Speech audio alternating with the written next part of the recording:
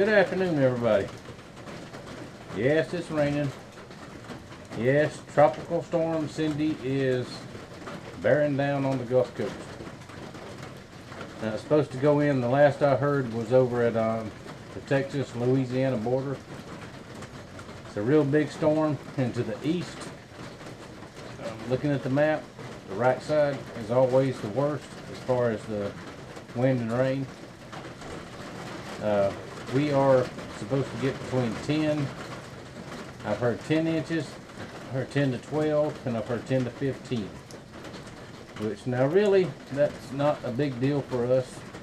We've been through this time after time after time. A direct hit from a tropical storm is actually better than if it hits us from the west. You know, when we're on the east side like now, because now we're going to get the majority of the rain. That's the biggest threat for us is rain. Now here where I live, for you new guys, we're high and dry. Not going to flood here. We've had storm after storm. One year we had 25 inches of rain in less than 24 hours. And it's wet. And when it gets like that, it gets a little soggy. But as far as flooding where I live, on my place here, no, we're fine. We did walk back to the back of the hill, back in the back of my property, and look down in the river. The river was up on the road. That road is down there. But that's at least a 20 or 30 foot drop down there. So if it ever does flood here where I live, the whole Gulf Coast is in trouble, bad trouble. And guarantee you I won't be here. So a few people have mentioned the concerns about the storm. Thank you for the concern, but we're not worried about it. We're just going about our daily business. The worst that could happen is maybe a couple of the transformers, with the power transformer things, might would flood and go out, and we would be without power. That would be the worst thing. But we now have a generator, so we can make our own power. If we need extra gas for the generator, we can just get on the interstate and go down the road and get some. You know, if everything right here is closed. So no big deal. The news media is hyping it, hype. They even called Jim Cantori from the Weather Channel down. He's in, well, this morning I saw it. He was in New Orleans. It's just going to flood there. It always does. Certain neighborhoods here that are built on swampland, they're going to flood, just like they always do. And they take comments from people that's lived here 2 years, 3 years.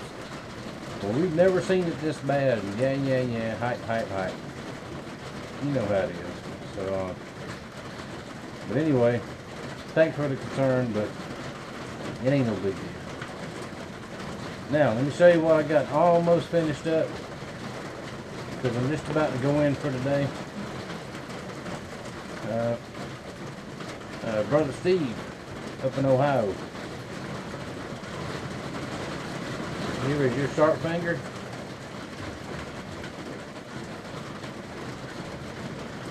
Got dark hickory handles on it. Now the normal sharp finger, the blade is about 4 inches long. You wanted yours 5. That is about as close to 5 as I can stretch it out right there. It's not quite finished. The handle's dry. I've got to do the final sharpening on it. And your sheath is right there.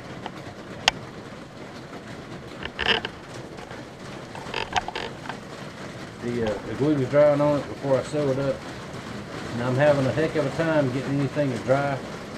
It's always humid here. Humidity is always bad. But with all this rain, extra moisture, it's just awful as far as trying to get anything to dry. So it'll dry eventually. But what I'll do when I get it stitched up, I'll take it all in the house, and it'll dry a lot quicker in there. Now, Buddy John sent me that box of horns. you want a camp knife like the one I carry, there you go. Light handle, and your sheath is the other one that you see over there. Now that's a maple handle. Mine is actually bird's eye maple, but pretty much the same thing. Now mine is beat and banged up because I use it every day. Carry it every day. And I had another young aspiring knife maker asked me a question the other day about knives, and I'll go ahead and answer you right here. One thing is, if you're proud of what you do, you're proud of your work, make your own and carry it like I do. Use it in your videos, you know, let people see you using it, because if you make something and you won't carry it yourself, you know, I'm not going to buy it. But if you make it yourself, you carry it every day, it works for you, you know, show us that. So, there's a tip.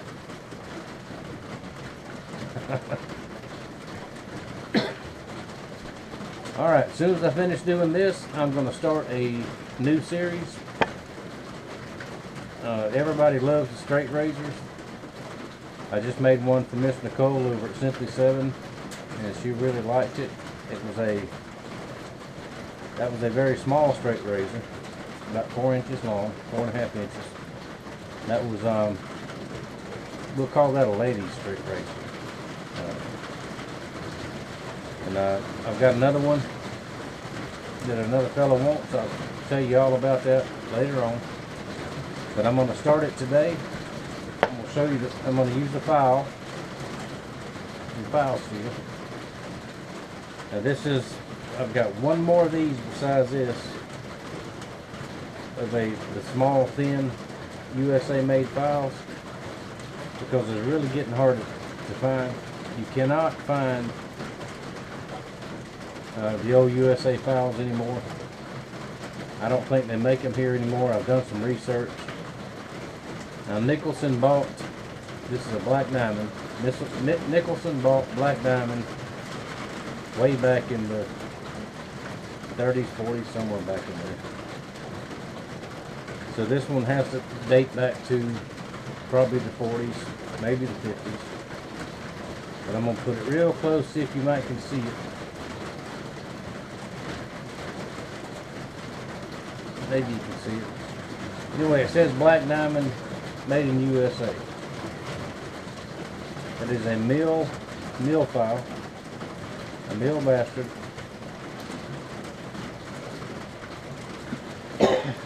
And it's basically slick as far as using it for a file. It's wore out. But that's what the next straight razor is going to be made out of. This one. Not sure on the handle material yet. I'm talking with the fella back and forth, and we'll figure out the handle material. But anyway, I'm going to do a start to finish and show y'all how to make your own if you want to. Somebody asked me, said, well, why do you do start to finish things? Somebody might make something and sell it, and you might not sell one. Well, you know, I don't really care. The purpose of YouTube, the purpose of what we do is to teach. So I'm going to teach you how to make your own. If you have a forge, a handle, and a hammer, and a grinder, and all this other stuff, you can make you one. And I'm going to show you how to do it. Anyway, it's getting pretty late in the day. It's almost 5 o'clock. I am a couple of hours past close-up time. That's okay. We had another false alarm today with my daughter Amy. She had to go to the hospital again. She thought she was in labor. Checked her all out. Doctor came in. Said, not quite yet. Excuse me. Not quite yet. The baby needs about 2 more weeks, which is, well, now about another week and a half. So we're very, very close to but they're watching her. She's on bed rest. They're watching her, and if she goes into, has the contractions and all again, they told her don't hesitate to come back. So we may make 5 or 6 more trips to the hospital before he actually gets here. But that's okay. Better safe than sorry. She's got a very good doctor, local guy. We've known him for years and years and years. He's and we trust what he says. So, excuse me. Anyway, she's on bed rest. Mama's over there with her. The granddaughters are at my house. My youngest daughter Emily's with them now. I'm gonna go in there and see them here in just a minute. As soon as I wrap up all this. But that's the news from around here, and don't know what else to say. But thank y'all for watching. Thank you for your support. Thank you for the thoughts and prayers for my daughter and the baby. I know everything's gonna be fine. We're just playing that running back and forth game for right now. So once again, thanks for watching, and I will see y'all in a day or two with some kind of news.